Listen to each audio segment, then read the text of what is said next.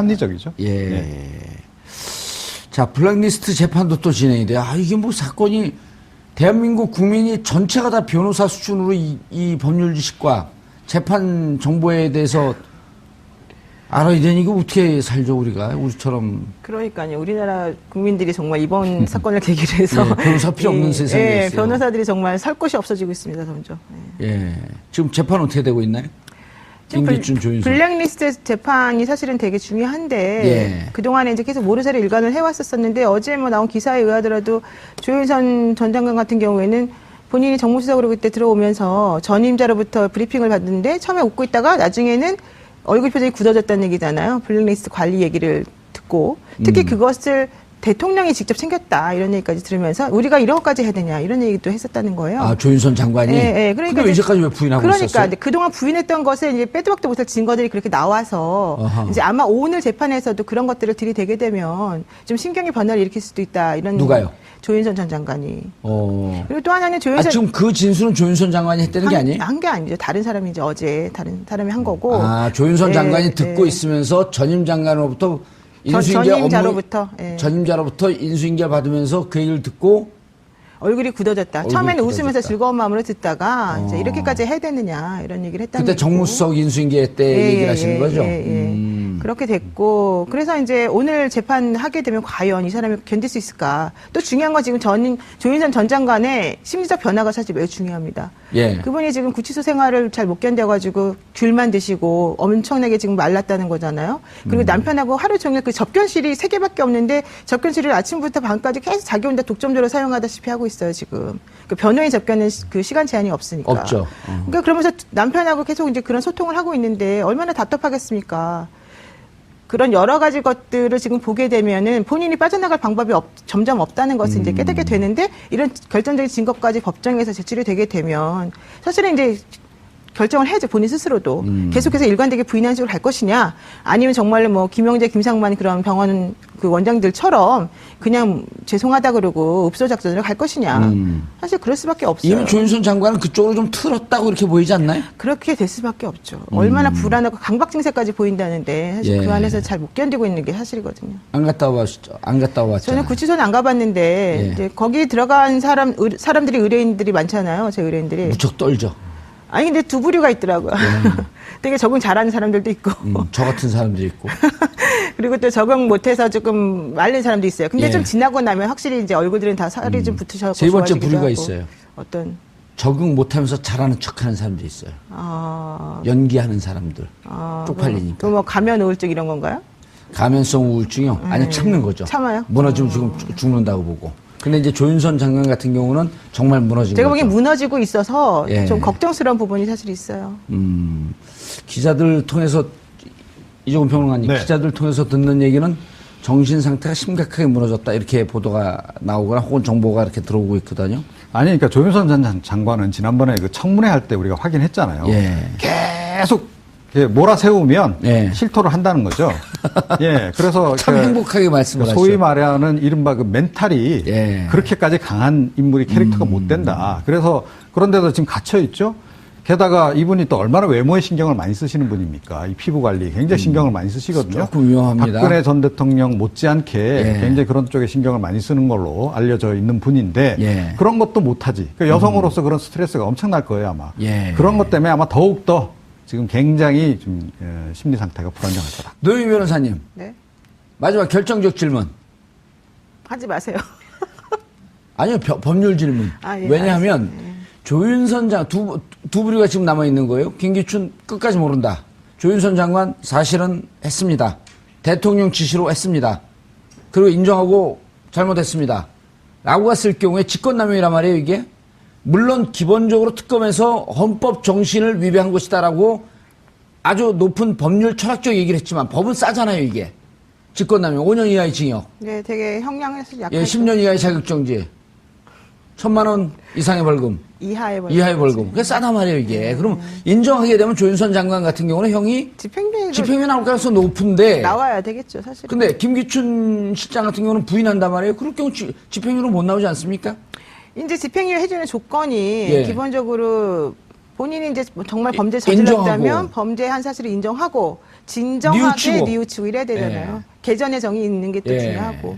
그런데 만약에 조윤선 전 장관 같은 경우에 죄송하다. 내가 나중에 알았는데 박근혜 전 대통령을 좀 보호해야 된다는 생각 때문에 그런 식으로 잘못된 말을 하게 되었다라는 식으로 지금 얘기가 나오게 되면 또 그럴 수 있죠. 근데 지금 국회에서의 그 증언 및 뭐 그 감청에 관한 법률인가 그거의 위반이잖아요. 지금 그분들이 다 위증했다는 아직 혐의로. 고발했는지 안 했는지 그것도 고발했네요. 고발했잖아요. 그래서 그게 1년에서 10년 사이에 그 징역형을 선고하게끔 되어 있는 범죄거든요. 근데 사실 이제 그걸 따지면 같이 한 사람에 대해서 여러 가지 범죄 혐의가 들어가 있는 거기 때문에 반드시 5년 이하만 들어가는 건 아니니까. 세질 수는 있어요. 그렇지만 그것에 불구하고 집행유예는 가능하죠. 아니요, 김기춘 전 인정을 안 할 김기춘 전 실장 같은 경우에 또 끝까지 인정 안 할지는 사실 몰라요. 그분들 사실은 대통령이 시켰다라는 식의 말을 조금 했어요. 했죠. 그래서 이분이 재판이 사실 지금 시작한 지가 오늘인가가 지금 첫 번째 날 아니겠습니까? 그러니까 앞으로 어떻게 전개될지는 모르고. 전제로 끝까지 부인했을 경우에. 끝까지 부인한다 그러면 사실 집행유예 해주기는 어려울 수도 있죠. 그랬으면 좋겠습니다. 네. 합리적이죠. 자, 블랙리스트 재판도 또 진행이 돼요. 이게 뭐 사건이 대한민국 국민이 전체가 다 변호사 수준으로 이 법률 지식과 재판 정보에 대해서 알아야 되니 이거 어떻게 살죠 우리가 우리처럼. 그러니까요. 우리나라 국민들이 정말 이번 사건을 계기로 해서 변호사 필요 없는 세상에 있어요. 변호사들이 정말 살 곳이 없어지고 있습니다. 점점. 지금 재판 어떻게 되고 있나요? 김기춘, 조윤선. 블랙리스트 재판이 사실은 되게 중요한데 그동안에 이제 계속 모르쇠로 일관을 해왔었는데 어제 뭐 나온 기사에 의하더라도 조윤선 전 장관 같은 경우에는 본인이 정무수석으로 그때 들어오면서 전임자로부터 브리핑을 받는데 처음에 웃고 있다가 나중에는 얼굴 표정이 굳어졌다는 얘기잖아요. 블랙리스트 관리 얘기를 듣고 특히 그것을 대통령이 직접 챙겼다 이런 얘기까지 들으면서 우리가 이런 것까지 해야 되냐 이런 얘기도 했었다는 거예요. 조윤선 장관이. 그러니까 근데 이제까지 왜 부인하고 있었어요? 그러니까 그동안 부인했던 것에 이제 빼도 박도 못할 증거들이 그렇게 나와서 이제 아마 오늘 재판에서도 그런 것들을 들이대게 되면 경우는 정말 무너지고. 제가 보기엔 무너지고 있어서 좀 걱정스러운 부분이 사실 있어요. 기자들 통해서 이종훈 평론가님 기자들 통해서 듣는 얘기는. 정신 상태가 심각하게 무너졌다 이렇게 보도가 나오거나 혹은 정보가 이렇게 들어오고 있거든요. 아니 그러니까 조윤선 전 장관은 지난번에 그 청문회 할 때 우리가 확인했잖아요. 계속 몰아세우면 실토를 한다는 거죠. 그래서 참 행복하게 말씀하셨죠. 소위 말하는 이른바 그 멘탈이 그렇게까지 강한 인물이 캐릭터가 못 된다. 그래서 그런데도 지금 갇혀 있죠. 게다가 이분이 또 얼마나 외모에 신경을 많이 쓰시는 분입니까? 이 피부 관리 굉장히 신경을 많이 쓰시거든요. 조금 위험합니다. 박근혜 전 대통령 못지않게 굉장히 그런 쪽에 신경을 많이 쓰는 걸로 알려져 있는 분인데 그런 것도 못하지. 그러니까 여성으로서 그런 스트레스가 엄청날 거예요 아마. 그런 것 때문에 아마 더욱더 지금 굉장히 좀 심리 상태가 불안정할 거다. 노영희 변호사님. 마지막 결정적 질문.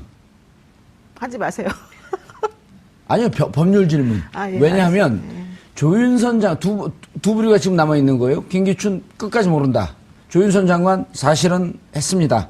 대통령 지시로 했습니다. 그리고 인정하고 잘못했습니다. 라고 했을 경우에 직권남용이란 말이에요, 이게. 물론 기본적으로 특검에서 헌법 정신을 위배한 것이다라고 아주 높은 법률 철학적 얘기를 했지만 법은 싸잖아요, 이게. 직권남용 5년 이하의 징역. 되게 형량에서 약간 10년 이하의 자격정지. 1,000만 원 이상의 벌금. 이하의 벌금. 그게 싸단 말이에요, 이게. 그럼 인정하게 되면 조윤선 장관 같은 경우는 형이 집행유예 나올 가능성이 높은데. 나와야 되겠죠, 사실. 근데 김기춘 실장 같은 경우는 부인한단 말이에요. 그럴 경우 집행유예로 못 나오지 않습니까? 이제 집행유예 해주는 조건이 기본적으로 본인이 이제 정말 범죄 저질렀다면 범죄한 사실을 인정하고 진정하게 뉘우치고 이래야 되잖아요. 개전의 정이 있는 게 또 중요하고. 그런데 만약에 조윤선 전 장관 같은 경우에 죄송하다. 내가 나중에 알았는데 박근혜 전 대통령을 좀 보호해야 된다는 생각 때문에 좀 심경의 변화를 일으킬 수도 있다. 이런. 누가요? 조윤선 전 장관이. 그리고 또 하나는 조윤선. 지금 그 진술은 조윤선 장관이 했다는 게 아니에요? 한 게 아니죠. 다른 사람이 이제 어제 다른 사람이 한 거고. 조윤선 장관이 듣고 있으면서 전임 장관으로부터 전임자로부터 인수인계 받으면서 그 얘기를 듣고 얼굴이 굳어졌다. 처음에는 웃으면서 즐거운 마음으로 듣다가 이제 이렇게까지 해야 되느냐 이런 얘기를 했다는 그때 정무수석 인수인계 때 얘기를 하시는 거죠?